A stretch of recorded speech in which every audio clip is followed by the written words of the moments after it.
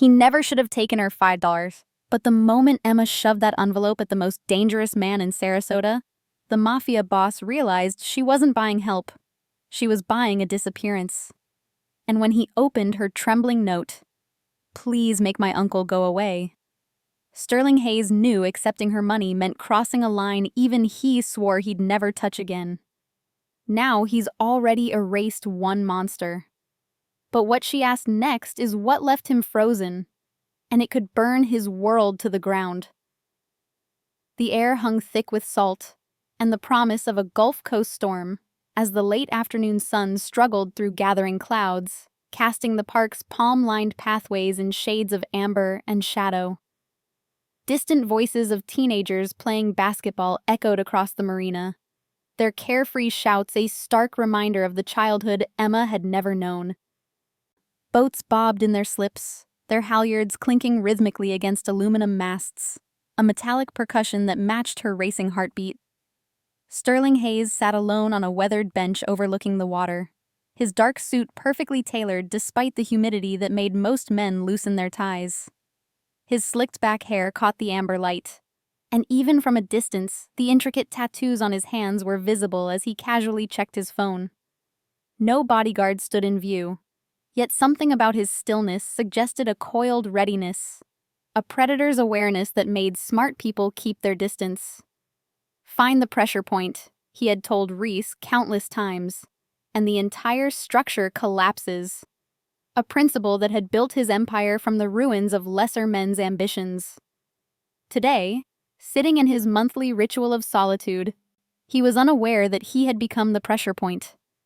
This rare hour away from the suffocating weight of his organization, from decisions that ended lives or saved them, was his only concession to the man he'd been before the tattoos and the reputation. But someone was watching him. Someone small, desperate, and about to do something impossibly dangerous. A pair of pelicans glided past, their wings nearly brushing the darkening water as they hunted for their evening meal. Sterling watched them with the focus he brought to everything, noting their efficiency, their patience. An elderly man walked his dog along the seawall, the golden retriever's tail wagging at the simple joy of being outside. Such ordinary moments. Such foreign concepts to a man who'd forgotten what ordinary felt like to me. He glanced at his watch. A platinum Patek Philippe that had once belonged to a man who'd made poor choices, and calculated how much longer he could remain here before the next crisis demanded his attention. The park had become his sanctuary over the years, a demilitarized zone where the constant warfare of territory and respect temporarily ceased. Here, surrounded by families packing up picnic blankets and couples walking hand in hand, he could almost imagine the trajectory his life might have followed if different choices had been made, different hands had been dealt. He observed a young mother gathering her two children, her patience evident as she wiped ice cream from sticky faces. The simple domesticity of the scene triggered something uncomfortably close to regret. Such normalcy had never been an option for him. The observation lodged somewhere behind his carefully constructed walls, until movement in his peripheral vision demanded his attention. What happened in the next 60 seconds would change Sterling Hayes forever, and the person about to approach him had no idea how dangerous this gamble truly was. Time seemed to crystallize as Emma Brooks gathered every ounce of courage her small frame could hold, fingers white-knuckled around the envelope that contained everything she had. Her scuffed sneakers, a size too small, he would later learn, carried her forward in halting steps, each one requiring more bravery than most adults possessed in their entire lives. Sterling Hayes had negotiated with cartel lieutenants without flinching, had faced down federal task forces with calculated indifference. Yet something in this child's unwavering approach made his instincts sharpen in an unfamiliar way. Perhaps it was the complete absence of fear in eyes that should have shown terror, or the adult determination etched into features still soft with childhood. Whatever it was, it demanded his full attention in a way few things had in years. Sterling registered her presence immediately, his awareness missing nothing even in moments of supposed relaxation.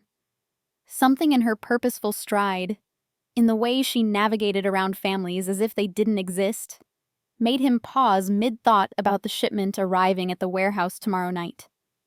The girl's appearance told a story he'd seen too many times in this business.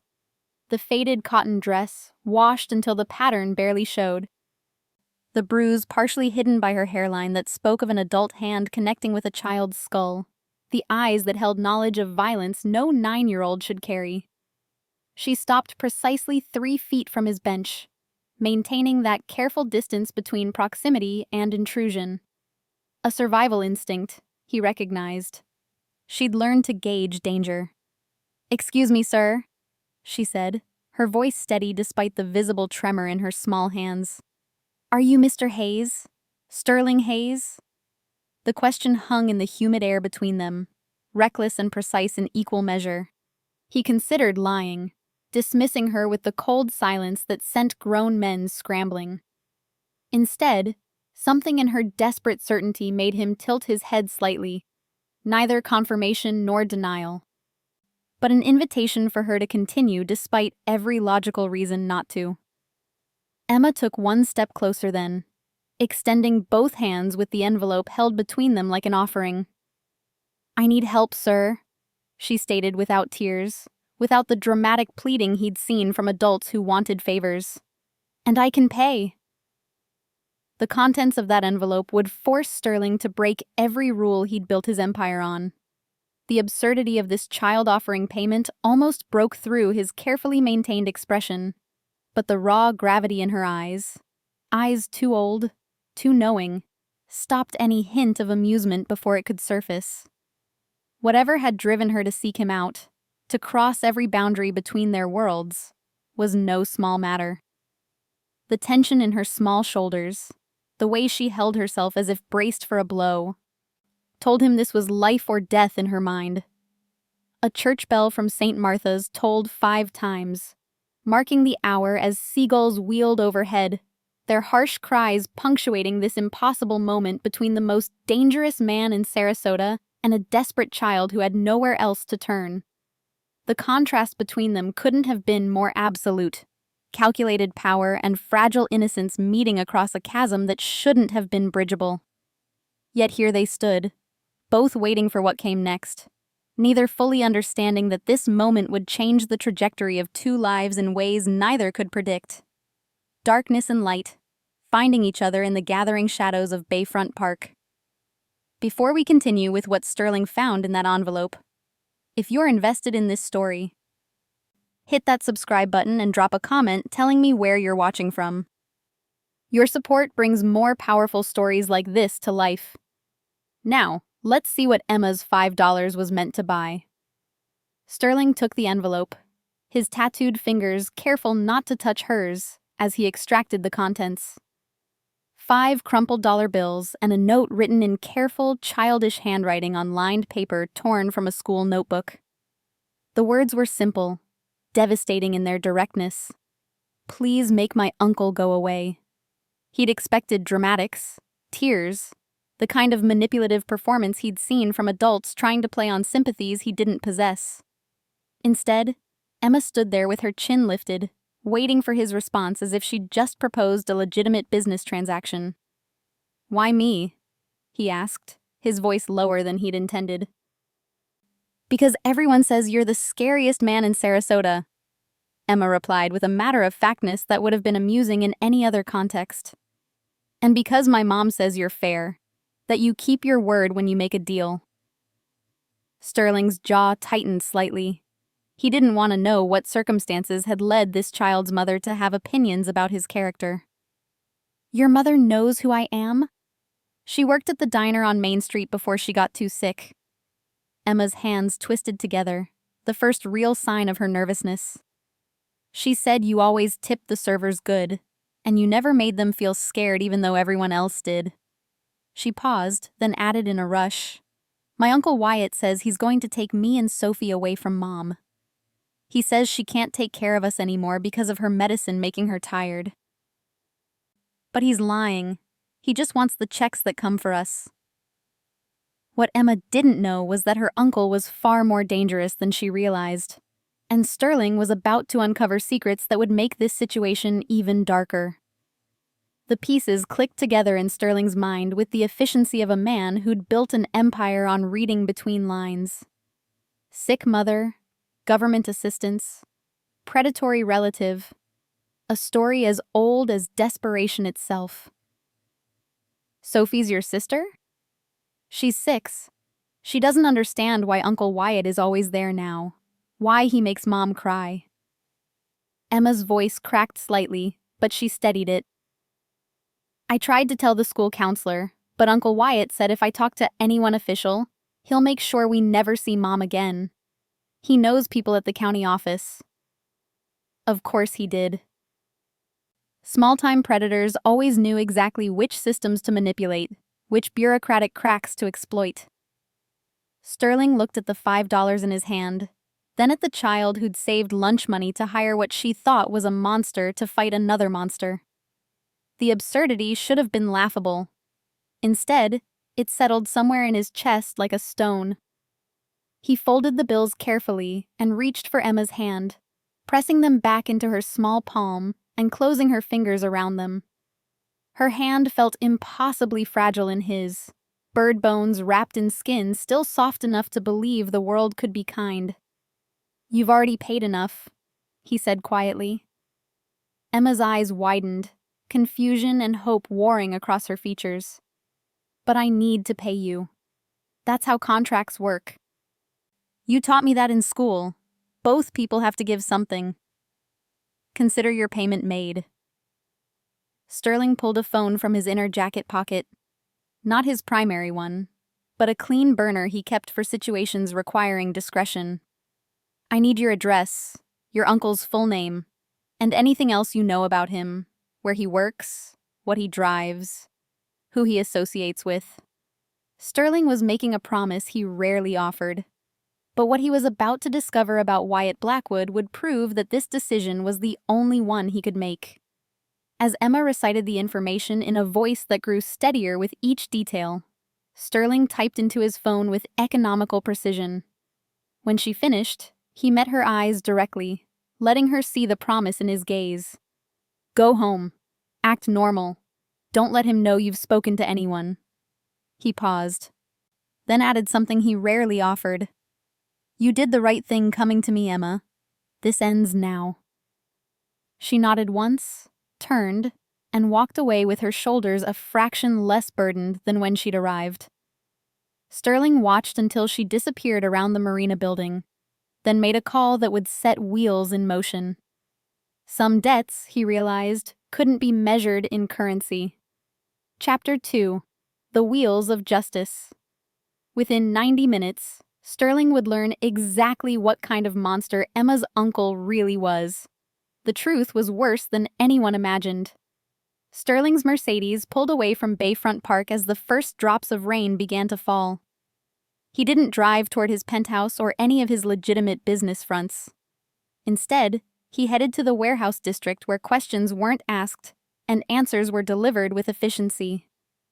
Before he'd traveled 3 blocks, he had Reese Kincaid on the line. I need everything on a Wyatt Blackwood, Sterling said without preamble.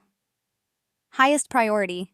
I want his financial situation, his associations, his habits, and every piece of dirt from the past decade. And Reese, I need it in the next 2 hours, not tomorrow. There was a pause on the other end, the kind that meant Reese was recalibrating his entire evening. That's fast even for us. Should I pull Marcus off the port situation? Pull whoever you need. This is priority 1.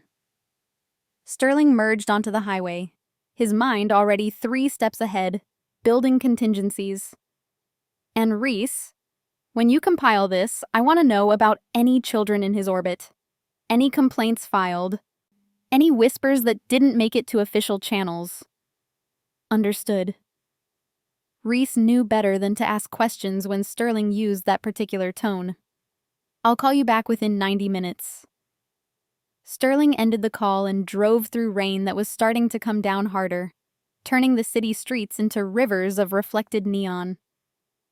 He thought about Emma's small hand, about the careful way she'd counted out those $5 as if they could purchase salvation. In a way, they had. Just not the way she'd imagined. His phone rang exactly 83 minutes later. Reese never missed a deadline. Wyatt Blackwood is exactly the kind of trash you'd expect, Reese began without greeting. 42 years old, unemployed for the past 8 months. He's got a domestic violence charge from 6 years ago that got pleaded down, and 2 assault charges that didn't stick because witnesses recanted.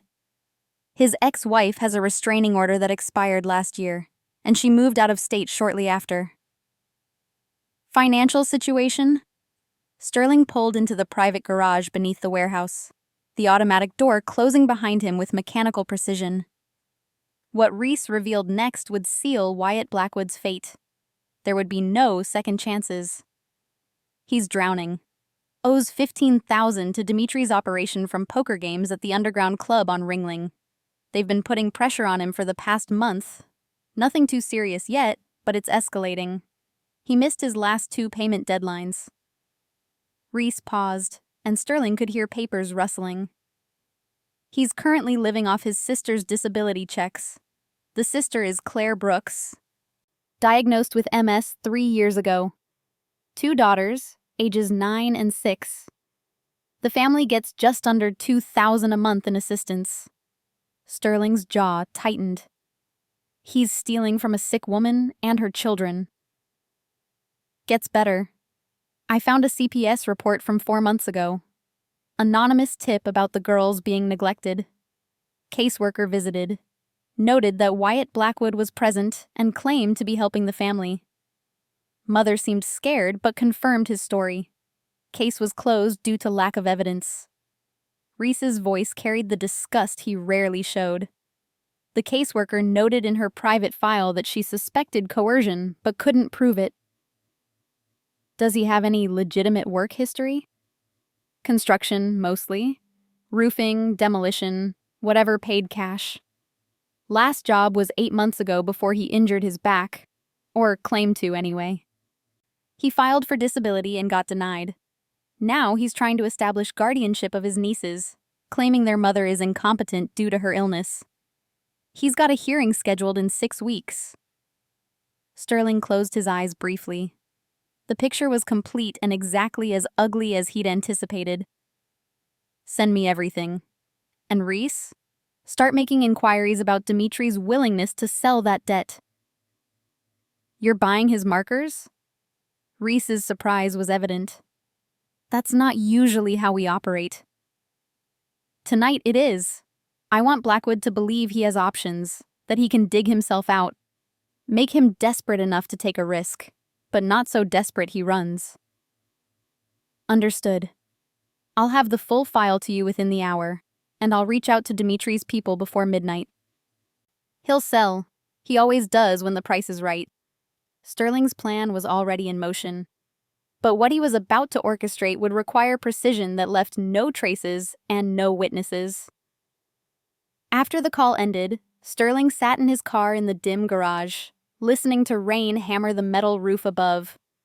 He'd eliminated dozens of men over the years, each one a calculated decision based on business necessity or territorial disputes. This was different. This was personal in a way he didn't fully understand and wasn't sure he wanted to examine too closely. A child had asked him for help. A child who should have been thinking about homework and playground games had instead saved her lunch money to hire a killer. The wrongness of it sat in his chest like a weight, demanding action. His phone buzzed with an incoming encrypted file from Reese. Sterling opened it and began reading, committing every detail of Wyatt Blackwood's pathetic life to memory. By the time he finished, he knew exactly how this would play out. Some men, Sterling had learned long ago, were beyond redemption. They consumed everything around them, leaving only destruction in their wake. The world didn't need to understand why such men disappeared. It only needed to be relieved when they did. He started the car and drove into the rain-soaked night, already planning the next steps. Emma Brooks had made her payment. Now it was time for Sterling Hayes to deliver on the contract. Within 24 hours, Wyatt Blackwood would walk into a building he'd never walk out of. And Emma's nightmare would finally end. Reese Kincaid stood in the corner office of Hayes' legitimate business front, a high-end commercial real estate firm that moved enough legal money to make the illegal portions nearly invisible. Easton Cole sat across from Sterling's desk, his lean frame relaxed, but his eyes sharp. Both men had worked for Sterling long enough to recognize when a job required delicacy. "The child has seen enough trauma," Sterling said without preamble, his fingers steepled in front of him. "Whatever we do, it can't touch her or her family directly. No violence where they might witness it. No police investigations that put them under scrutiny. Nothing that adds to what they've already endured." Easton nodded slowly, his analytical mind already working through possibilities. That eliminates the straightforward approaches. If we make it look like an accident or a random crime, there's still an investigation. Questions get asked. Exactly. Sterling stood and walked to the window overlooking the marina, watching boats sway in their slips under clearing skies. The storm had passed, leaving everything washed clean. Which is why we're going to make Wyatt Blackwood disappear in a way that makes perfect sense to everyone who knows him. "I spoke to Dimitri's people," Reese interjected. "He's willing to sell Blackwood's debt for $12,000, a discount since he's already written off the possibility of collecting the full amount. I've got the paperwork drafted to make it look like a legitimate debt acquisition by one of our shell corporations." Sterling turned from the window. "Buy it. Then I want you to arrange a meeting with Blackwood. Tell him we're willing to forgive the entire debt in exchange for one night's work. A simple delivery job. High-value merchandise that requires someone unknown to law enforcement." "He'll be suspicious," Easton observed.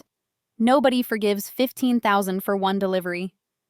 But Wyatt Blackwood's greed would make him rationalize the impossible. And that greed would lead him straight into Sterling's trap. He'll be suspicious and desperate, which means he'll rationalize it.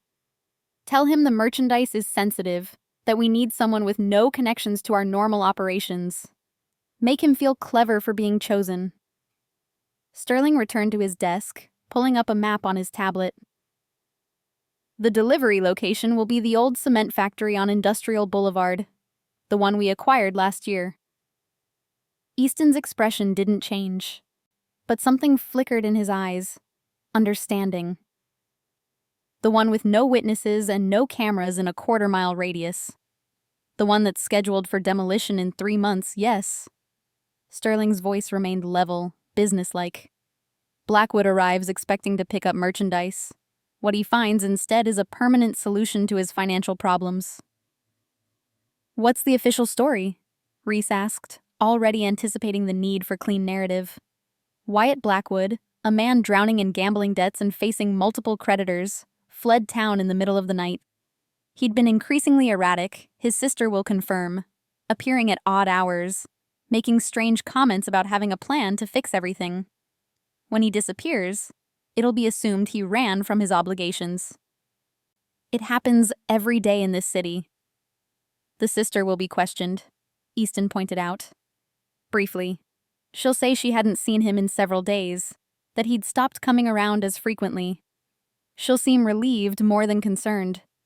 The investigators will note that she had a restraining order against him in the past, that he was attempting to gain custody of her children against her wishes. They'll close the file as a voluntary missing person with no evidence of foul play." Reese made notes on his phone, his face impassive. "Timeline? Tomorrow night. I want this done before he has another opportunity to traumatize that family, and before his custody hearing gives him any legal leverage." Sterling's gaze was cold, final. "Reese, you handle the debt acquisition and set up the meeting. Easton, you'll handle the logistics at the factory. Make it clean, make it quick, and make absolutely certain there's no connection back to the Brooks family." "And the body?" Easton asked quietly. What happened to Wyatt Blackwood would ensure he could never hurt another child. The cement factory held secrets that would stay buried forever. The cement factory has been pouring foundation repairs for the new development next door. Dimitri's company is handling the work. He owes me several favors, and he'll be pleased to hear Blackwood won't be defaulting on any more debts. Sterling's expression remained neutral. Concrete is remarkably permanent. The two men stood simultaneously, both understanding the meeting was concluded. As they reached the door, Sterling added one more instruction. Gentlemen, I want to be absolutely clear. Wyatt Blackwood is a predator who preys on the vulnerable.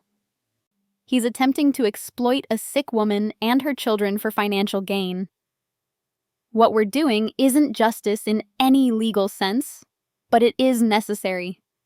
I want you both to understand that fully before you proceed.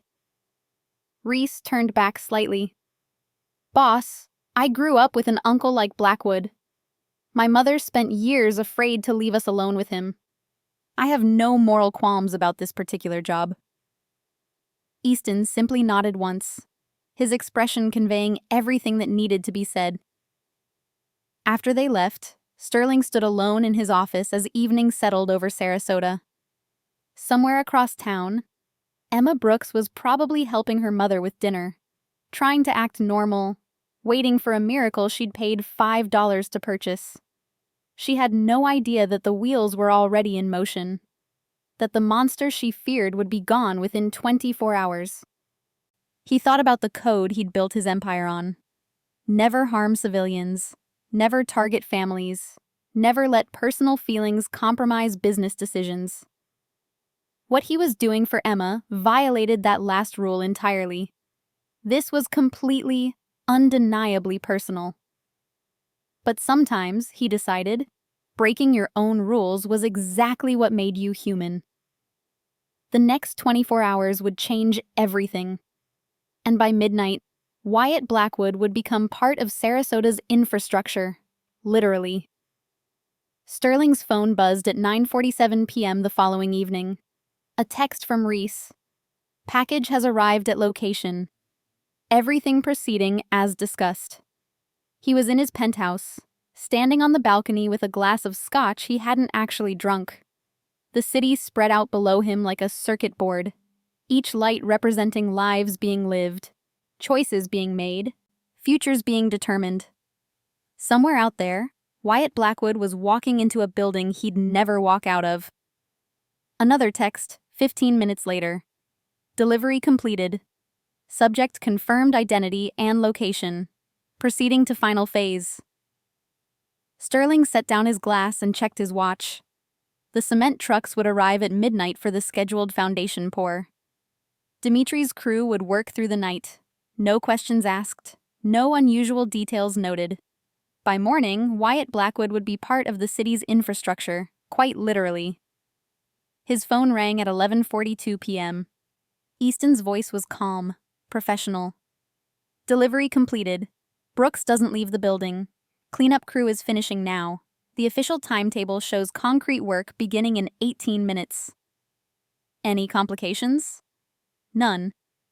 Subject was cooperative until he realized the situation, then became aggressive. Reese handled it efficiently. Total time from arrival to completion was under 8 minutes. Easton paused. Boss, for what it's worth, he was exactly what the report said. His last words were threats about what he'd do to the family when he got out. He never stopped being a threat, not even at the end. Sterling closed his eyes briefly. Understood. Destroy all communication records related to this job. I want 0 electronic footprint. The official story was already spreading through Sarasota's underworld. By morning, everyone would believe Wyatt Blackwood had simply run from his debts. Already done. The debt sale paperwork shows a standard acquisition by one of our shell corporations. Blackwood's known associates will assume he ran from multiple creditors. I've already seeded rumors through Dimitri's network that he was seen at a bus station heading north. The family? No contact, no awareness. As far as they know, Blackwood simply stopped showing up. Reese confirmed that he called the sister yesterday afternoon using typical harassment demanding money, making threats. That establishes his last known contact point as being consistent with his usual patterns. Good work, Easton. Take tomorrow off, both of you. After ending the call, Sterling remained on the balcony for another hour, watching the city sleep. At some point in the past 24 hours, he'd crossed a line he couldn't uncross. He'd taken a contract from a child, executed justice outside any legal framework, and done it all for reasons that had nothing to do with profit or territory. The scotch finally found its way to his lips. It tasted like smoke and regret and something else he couldn't quite name. Perhaps it was satisfaction. Perhaps it was the recognition that some debts required payment in forms the law couldn't provide. Tomorrow, Emma would wake up and go to school, unaware that the shadow over her family had been permanently removed. She'd wait for her uncle to appear, and when he didn't, she'd feel relief mixed with fear that it was temporary. It would take her weeks to truly believe he was gone. But he was gone, as permanently as Sterling could make anything gone. His phone buzzed one final time. A text from Reese. Official word spreading that subject fled his debts and left town. Multiple sources confirming sightings heading north on I-75. Story is holding perfectly. Family will hear the news through natural channels by end of week. Sterling replied with a single word. Good. Then he deleted the entire conversation thread, poured the rest of the scotch over the balcony railing, and went inside. He had legitimate business to attend to tomorrow, contracts to negotiate, territory to maintain. Life continued, as it always did, with or without Wyatt Blackwood in it. The difference was that now, somewhere in Sarasota, a little girl and her family would sleep peacefully for the first time in months. And if Sterling Hayes had to carry the weight of one more disappeared soul on his conscience, well, he'd been carrying such weights for years. What was one more ghost? Especially when that ghost had deserved its fate so thoroughly. Sterling thought his contract with Emma was complete. He had no idea that $5 was about to purchase something far more valuable than either of them imagined. 3 weeks after Wyatt Blackwood's disappearance, Sterling Hayes sat in his office reviewing financial reports when an unexpected impulse made him set aside the papers. He buzzed his assistant. Get me everything available on Claire Brooks. Medical records, financial situation, current treatment protocols. I want to know exactly what we're dealing with. His assistant, a woman who'd learned never to question unusual requests, simply replied, I'll have it within the hour. When the file arrived, Sterling spent the afternoon reading through details that painted a picture of systematic medical abandonment. Claire Brooks had been diagnosed with multiple sclerosis 3 years ago, shortly after her husband had died in a construction accident. The initial treatment had been standard, interferon injections that slowed the progression but came with brutal side effects. When her symptoms worsened 8 months ago, her neurologist had recommended a newer treatment protocol involving monoclonal antibodies. The insurance company had denied the request.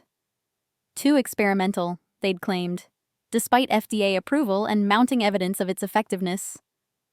Claire had filed 2 appeals, both rejected. The treatment cost $48,000 annually, a sum that might as well have been $1 million for a single mother on disability. Sterling made 3 phone calls. What Sterling was about to do would transform the Brooks family's life in ways that went far beyond removing their immediate threat. The first was to a hospital administrator at Sarasota Memorial, who owed him a favor stemming from a real estate deal that had saved the hospital's expansion project. I need a patient moved to the top of the list for an experimental MS treatment trial. Claire Brooks. Make it happen quietly, make it look legitimate, and ensure she's accepted into a fully funded program. The second call went to a pharmaceutical company executive whose company Sterling had significant investments in. You're running clinical trials for an MS medication. I want one of your trial slots allocated to a patient I'm designating. Yes, I'm aware the trial is full. Make room. The third call was to his accountant. Set up an anonymous medical fund. Route it through 3 different charitable foundations to obscure the source. I want $45,000 deposited immediately, with quarterly installments of $12,000 for the next 5 years. The beneficiary is Claire Brooks. Make it look like a grant from a patient advocacy organization. His accountant, accustomed to stranger requests, simply asked, "Shall I prepare the usual documentation to make it audit-proof?" "Yes, and make sure it's completely untraceable to any of our operations." 2 weeks later, Claire Brooks received a letter from the Southeastern MS Research Foundation informing her that she'd been selected for a fully funded treatment program. The selection, the letter explained, was based on her specific disease markers and progression pattern, which made her an ideal candidate for a groundbreaking clinical trial. Claire had no idea that her miracle was being orchestrated by the same man who'd made her nightmare disappear. But Sterling's investment in the Brooks family was only beginning. Sterling learned about her reaction through the surveillance he'd discreetly maintained on the family. Claire had called her sister in Tampa, crying so hard she could barely speak. "They're going to give me the real medication, not the placebo. They said my scans show I'm perfect for the treatment profile. Everything is covered. The drugs, the monitoring, even transportation to appointments." Her sister, bless her practical nature, had immediately asked, "Is this legitimate? It's not some kind of scam?" I called the hospital directly. "It's real. The doctor who contacted me is head of the neurology department. They're starting a new trial, and they specifically need patients with my progression pattern." Claire's voice had held wonder and disbelief in equal measure. "After 2 years of feeling like I was drowning, someone is actually throwing me a life preserver."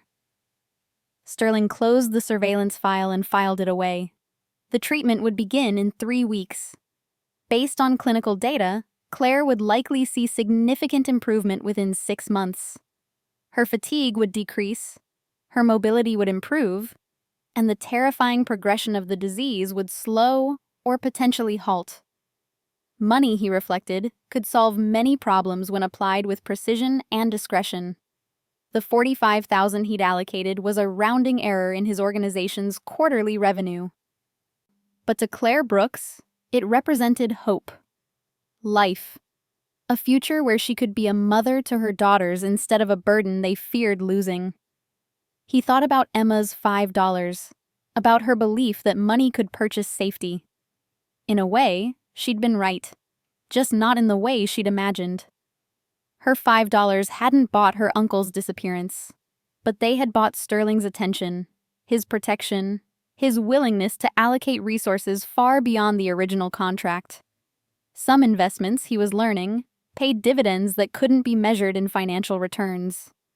Sterling's interventions were becoming a pattern he couldn't quite explain, and the more he helped, the deeper his investment in this family became.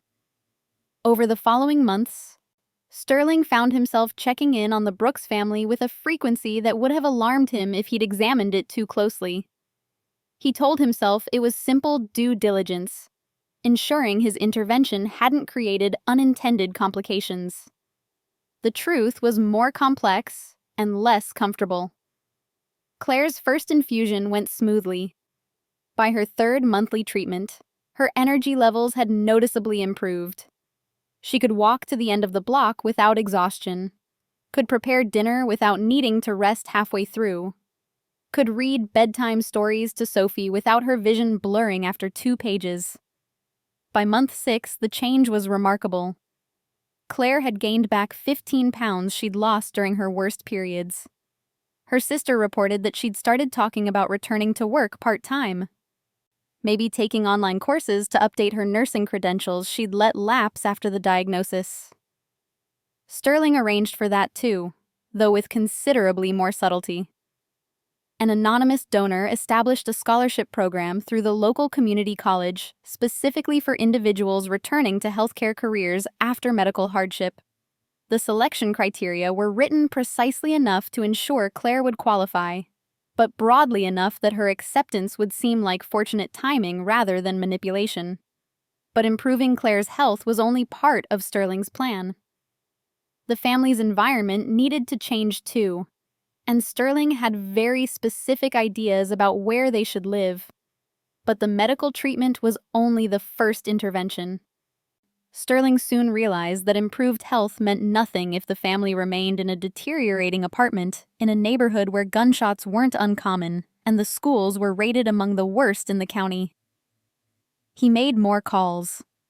A property management company he had silent ownership in suddenly had a cancellation on a 2-bedroom apartment in a well-maintained building near Bayfront Park.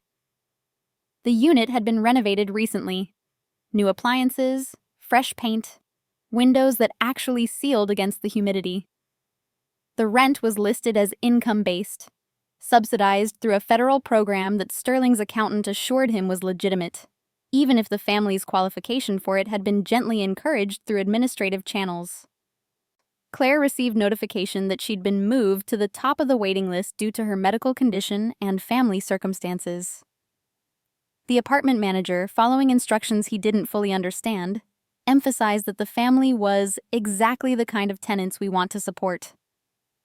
When Claire and the girls moved in on a Saturday morning, Sterling drove past the building once, slowly enough to see Emma carrying a box that was almost as big as she was, her face lit with a smile he'd never seen during their encounter at the park. The apartment's windows faced the marina. From her bedroom, Emma would be able to see the bench where she'd approached him, though she'd never know he'd chosen this location deliberately. The building had security cameras, well-lit common areas, and a manager who lived on site. More importantly, it was in a neighborhood where Emma and Sophie could walk to a school rated in the top tier of the district, where playgrounds weren't tagged with gang symbols, where Claire could sit on the balcony in the evening without fearing stray bullets. Sterling's accountant had looked at him with barely concealed curiosity when he'd authorized the expenses. "Boss, we're now subsidizing their housing, their medical care, and you've just approved a grant for the girls' school supplies. I'm not questioning the expenditures, but this is unusual." "Noted as community investment," Sterling had replied curtly. "Public relations. Public relations that nobody knows about?" Sterling's glare had ended that conversation, but his accountant wasn't wrong.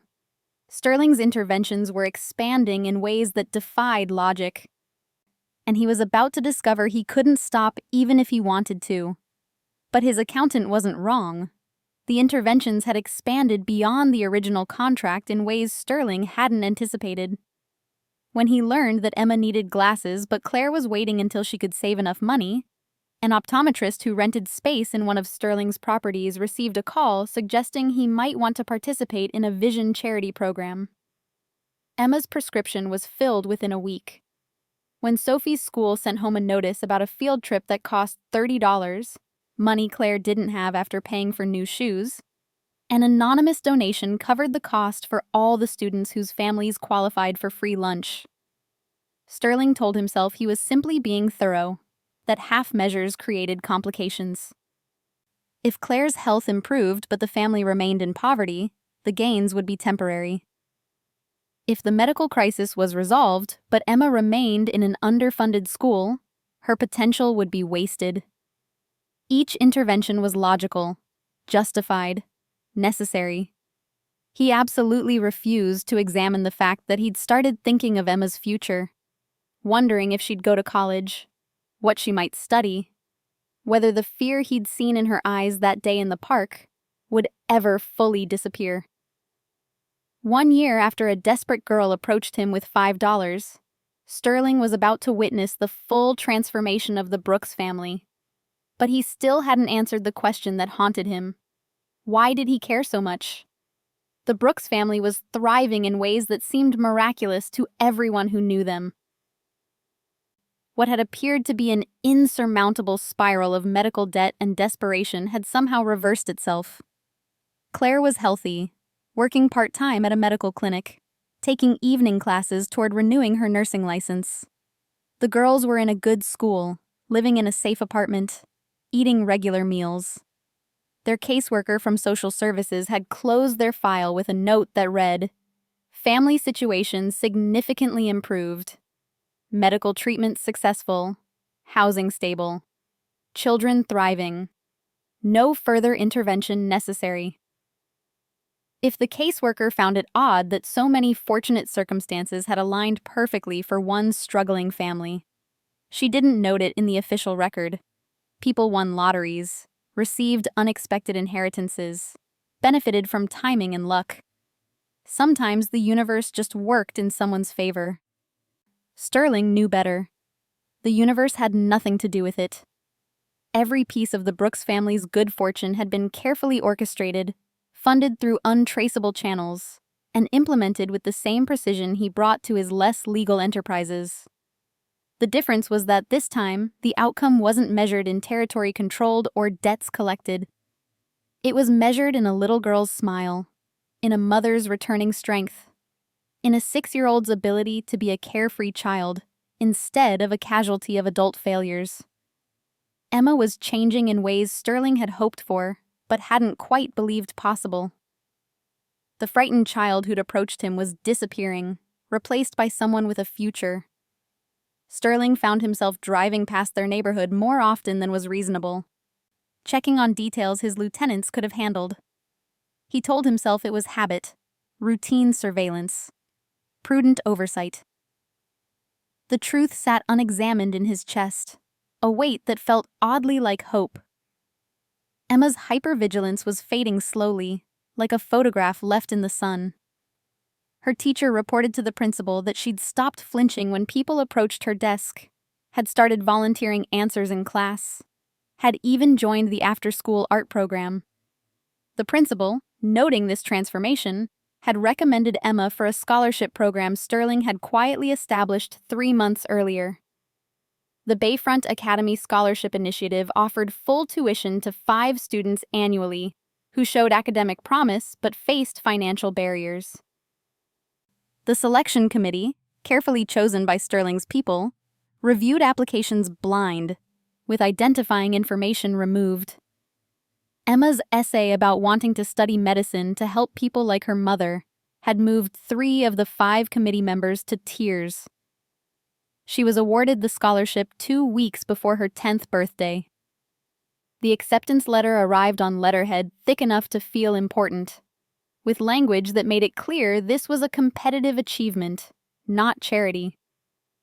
The program covered tuition, books, uniforms, and even a stipend for extracurricular activities. Claire had called her sister again, and again Sterling's surveillance had captured her reaction. "I don't understand how this keeps happening. It's like someone is watching over us, making sure we're okay." Her sister, ever practical, had replied, "Maybe someone is. Maybe you've got a guardian angel you don't know about." Claire had no idea how right she was, or how complicated the truth behind their guardian angel really was. Sterling, reading the transcript later, had felt something uncomfortable twist in his chest. Guardian angel. The phrase was absurd applied to him. He'd sent dozens of men to early graves, had built an empire on violence and intimidation, had done things that would horrify the woman who'd unknowingly described him in such benevolent terms. But for this one family, in this one circumstance, perhaps he could be something other than the monster everyone feared. Not an angel. He'd never delude himself that far. But maybe something in between.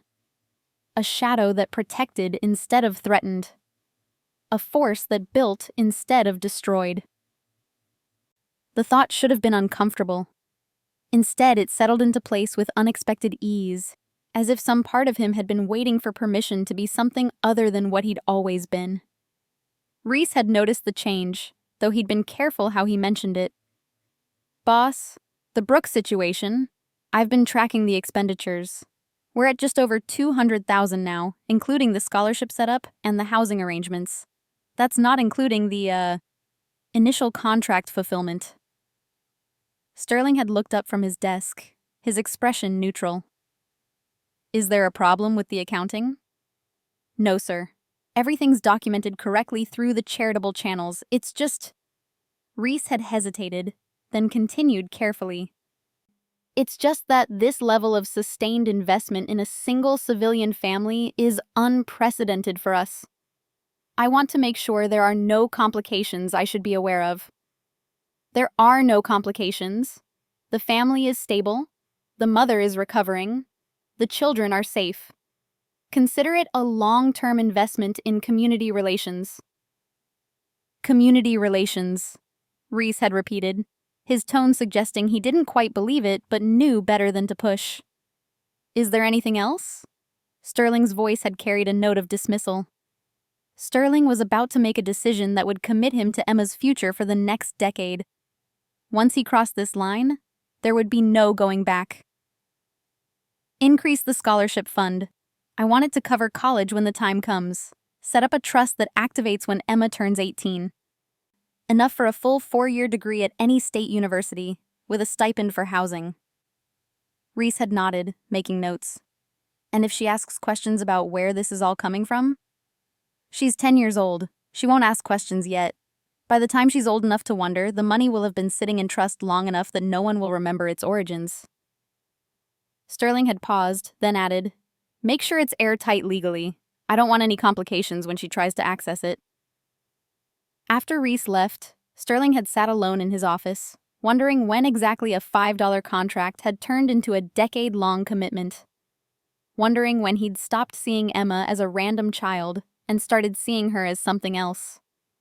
A project. A responsibility. A reminder that some things could still be fixed, even in a world as broken as the one he inhabited. The realization wasn't comfortable, but he didn't push it away.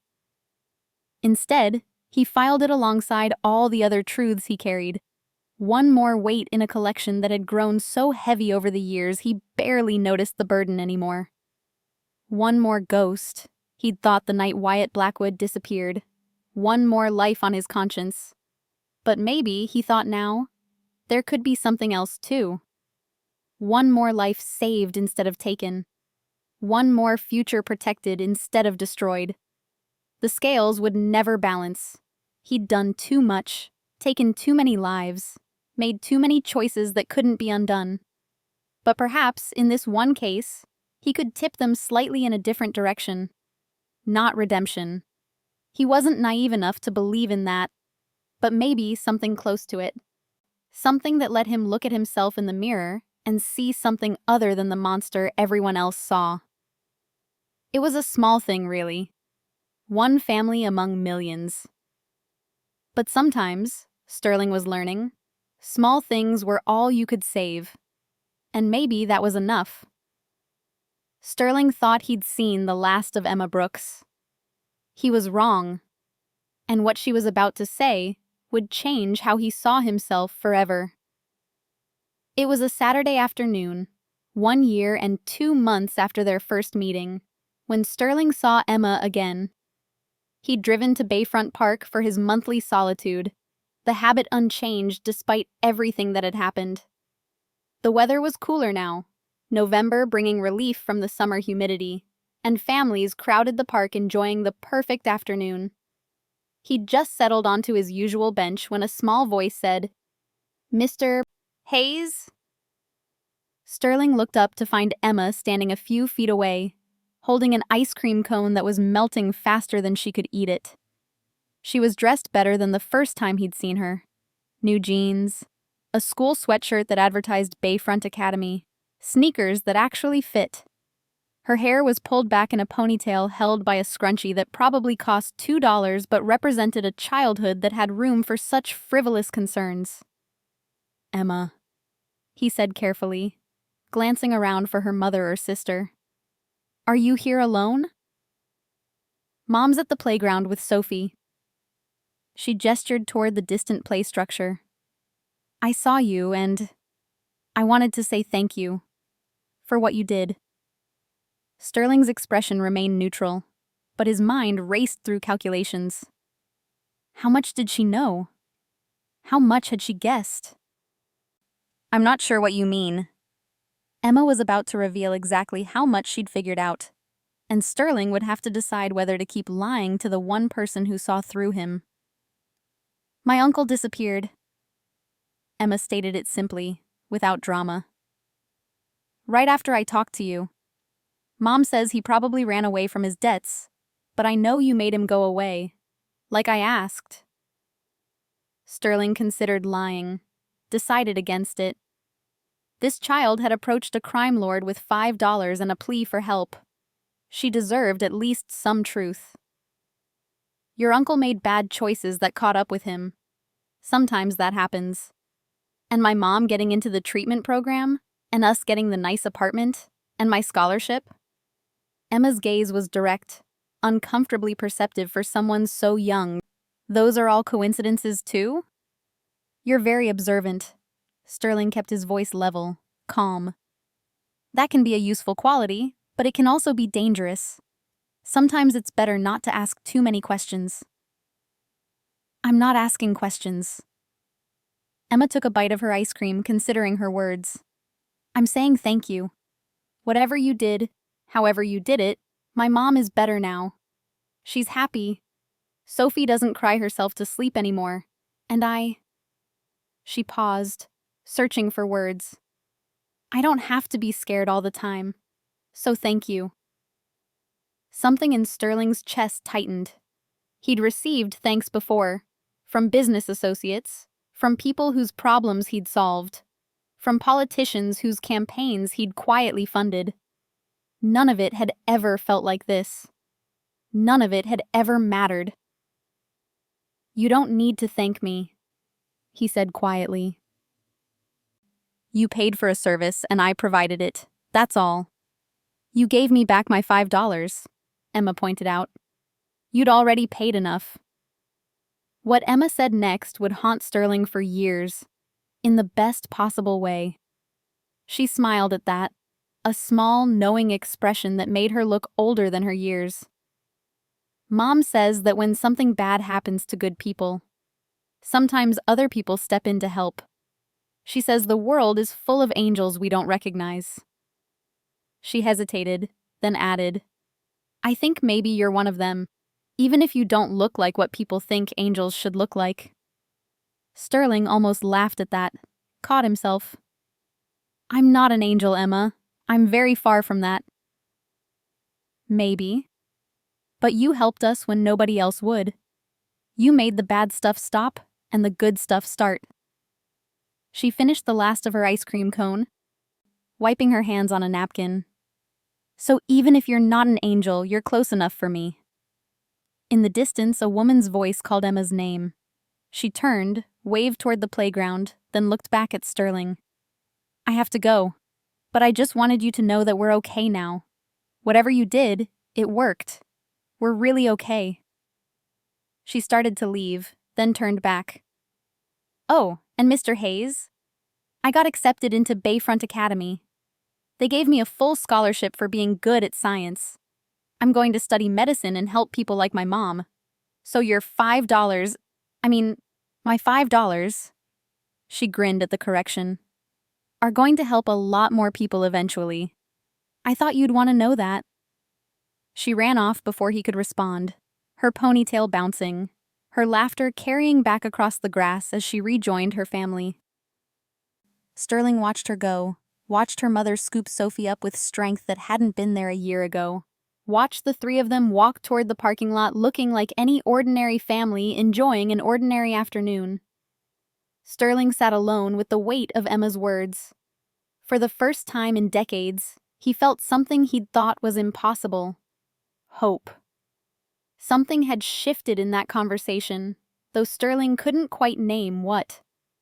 Emma knew, or at least suspected, far more than was safe for either of them. Yet somehow, in her child's logic, she'd transformed him into something he'd never been. A protector. A guardian. Someone worth thanking. He sat on that bench long after they'd left, watching the sun paint the gulf in shades of amber and gold, thinking about a little girl who'd seen past the reputation to something he hadn't known existed in himself. Angels, she'd said. The thought was absurd and uncomfortable and strangely warming all at once. Sterling pulled out his phone and made one final call to Reese. "The Brooks Family Trust. Increase it. I want enough for graduate school if Emma chooses that path. Medical school isn't cheap." Boss, I know what we're already doing. Increase it anyway. And Reese, make sure there are contingency funds. If the mother has a relapse, if Sophie needs anything, if any crisis occurs, I want resources available immediately. No delays, no paperwork, no questions. Understood. Anything else? Sterling thought about Emma's smile, about her mother's strength, about a 6-year-old girl who could finally just be a child. No, that's everything. He ended the call and sat in the gathering dusk, alone again with his thoughts and his ghosts. But somehow, the weight felt different now. Lighter, perhaps. Or maybe just redistributed in a way that didn't press quite so heavily on his chest. Because watching your family heal reminds me that some things can be fixed. The words formed in his mind, spoken aloud to the empty air. When Emma was older, when she asked again why he'd helped, he'd tell her something close to the truth. Not the whole truth. She didn't need to know the details of how her uncle had disappeared or the full extent of his organization's activities. But enough truth to matter. He'd tell her that she'd reminded him that some debts couldn't be paid with money, that some contracts transcended business, that some things in this broken world could still be fixed if the right person cared enough to try. And if that made him something close to an angel in her eyes, well, he could live with that particular delusion. He'd lived with far worse. Sterling's investment in Emma was about to become permanent. A gift that would unlock her future 8 years from now. 8 months later, on a Tuesday afternoon that felt like any other, Sterling received a notification from his accountant that made him pause mid-signature on a contract. Claire Brooks had been accepted into a fully funded nursing degree program at the University of South Florida. The program covered tuition, books, and even provided a stipend for living expenses, targeting individuals who'd left healthcare careers due to medical hardship. Sterling had known about the program. He'd helped establish it 2 years ago through a network of charitable foundations that bore no connection to his name or operations. What he hadn't known was that Claire would qualify so quickly, that her recovery would be complete enough for her to pursue such an ambitious goal. He pulled up the surveillance reports he'd been receiving monthly, though he'd been reading them less frequently as the family stabilized. The latest update painted a picture of a life transformed almost beyond recognition. Claire was working nearly full-time now at a medical clinic, her MS in sustained remission. The doctors were calling her a miracle case, attributing her recovery to the clinical trial medication and her own determination. They had no idea that Sterling's money had handpicked that trial, had ensured her acceptance, had funded every dose of medication that had given her life back. The Brooks family was thriving beyond Sterling's expectations, but he wasn't finished protecting Emma's future yet.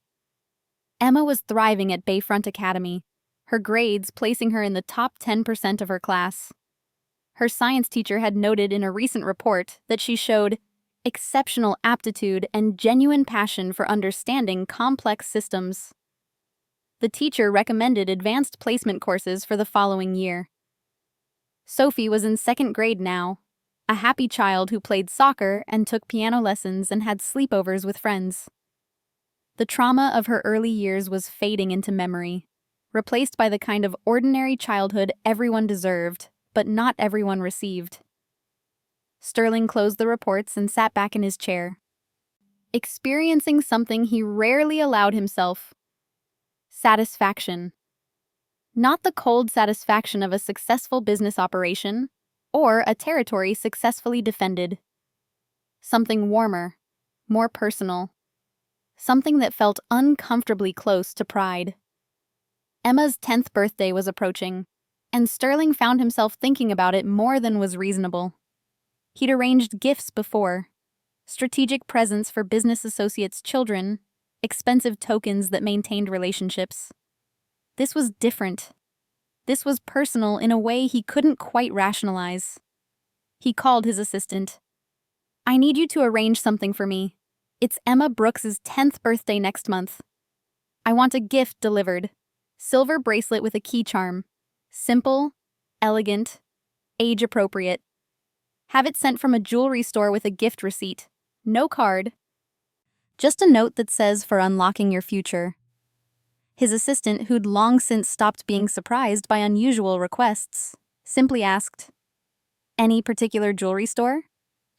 Something mid-range, nice enough to be special, not so expensive it raises questions.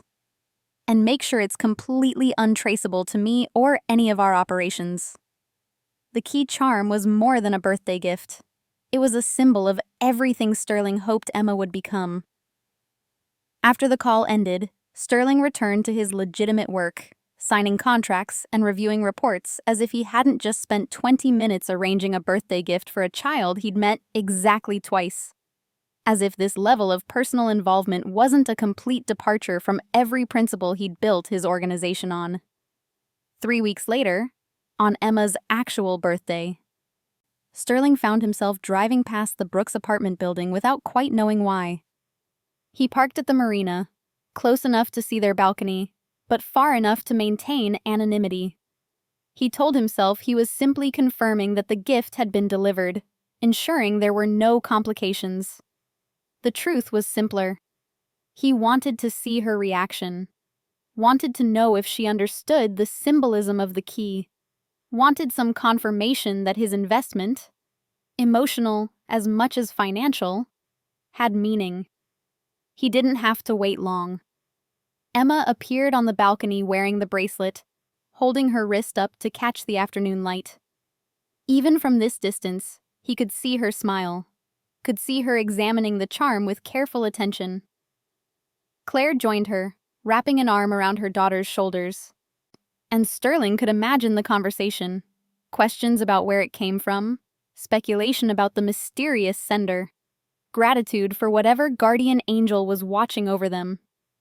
He started the car and drove away before sentiment could overwhelm judgment. There was still work to do, territory to maintain, threats to neutralize. But for this one afternoon, he allowed himself to feel something other than the cold efficiency that had defined his life for decades. Sterling was about to write a letter that wouldn't be read for 8 years. But when Emma finally opened it, she would understand everything. That evening, Sterling sat in his office and drafted a letter he'd never send. In it, he wrote to Emma as if she were already the doctor she aspired to become, telling her about the trust fund that would activate on her 18th birthday, about the resources available for her education, about his belief that she would help far more people than he'd ever saved.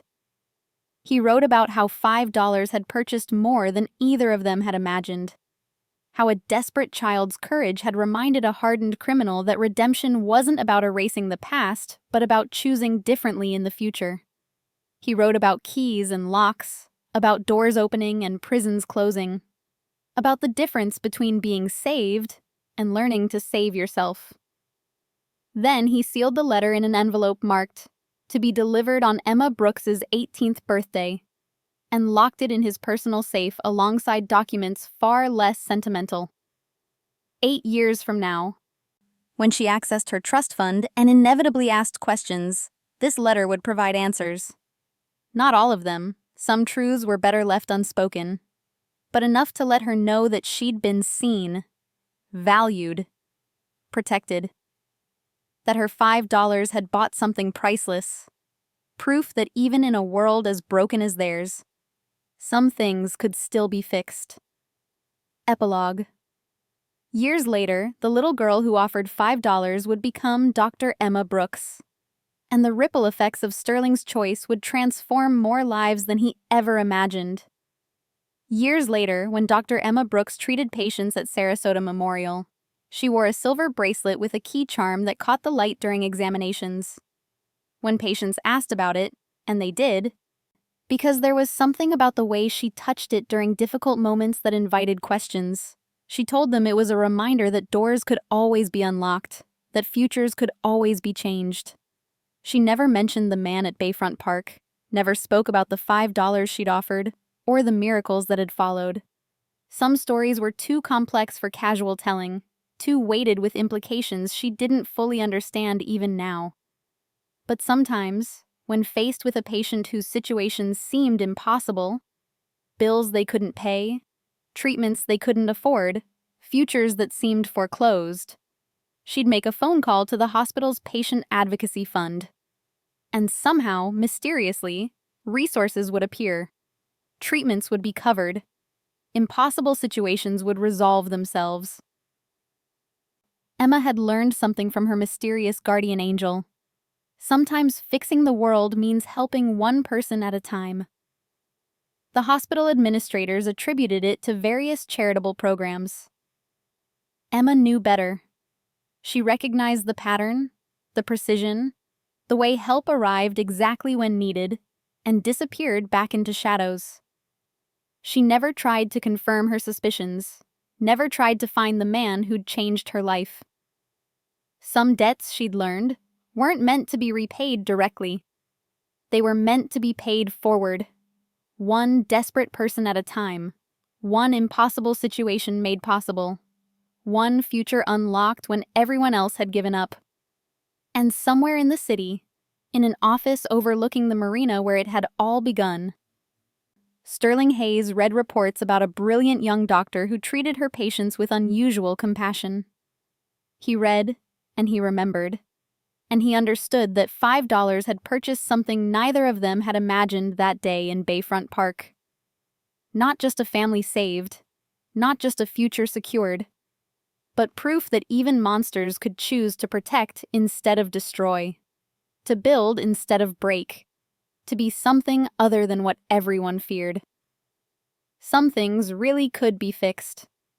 Not everything, not even most things.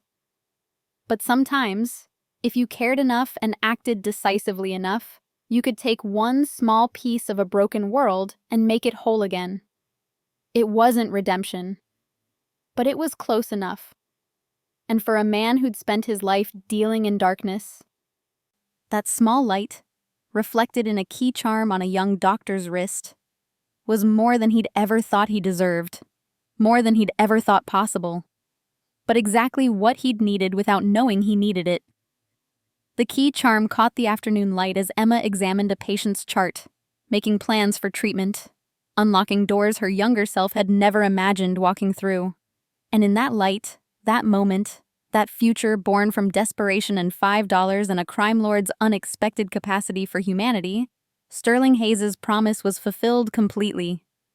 Some things indeed could be fixed, and sometimes, against all odds and logic, they stayed fixed. That was enough. More than enough. It was everything. If this story touched your heart, please share in the comments where you're watching from around the world. Don't forget to like, subscribe, and share this video with someone who needs a reminder that help sometimes comes from the most unexpected places. Your support keeps these stories